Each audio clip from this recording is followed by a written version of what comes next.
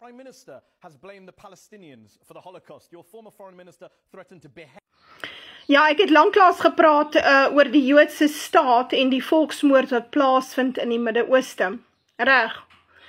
Dis interessant, die geweldige hate speech wat ons kry daar uit die Joodse staat uit.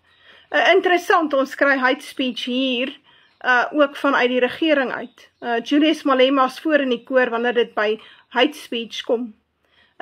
So ja, dit is altyd 'n voorvereiste voordat jy by volksmoord kom.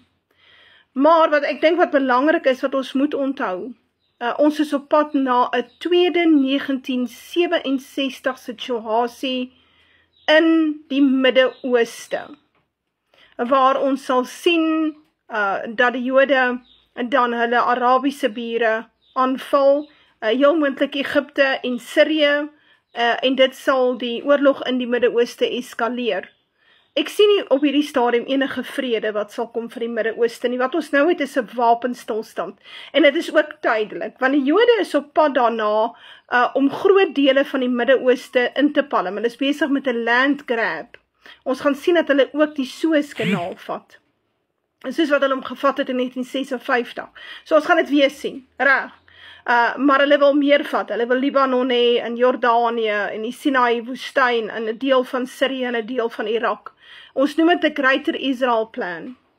En dit gaan alles lei tot die Openbaring 17 profesie wat in vervulling gaan, waar die Joodse staat, wat die hoer op die dier is, verbrand sal word deur 10 nasies wat teen haar opstaan. Nou ja, dit is maar my stywer in die armbeers.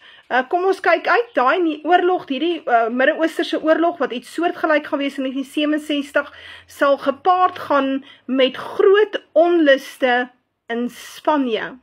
Groot onluste in Spanje. Baie belangrik om die twee loop so saam. Ek sien Blikstemdromer het baie duidelik daarna verwys. Ek het die Spaanse onluste gesien. Ons moet ons klaarmaak daarvoor. Daar is nie nou vrede nie. Die wêreld is vol stoom aan die gang na 'n derde wêreldoorlog, wat natuurlik sal oorspoel na die Midde-Ooste toe, en wat Trump ook al probeer, dit gaan nie realiseer nie. Ons moet ons eerder klaarmaak vir die ergste.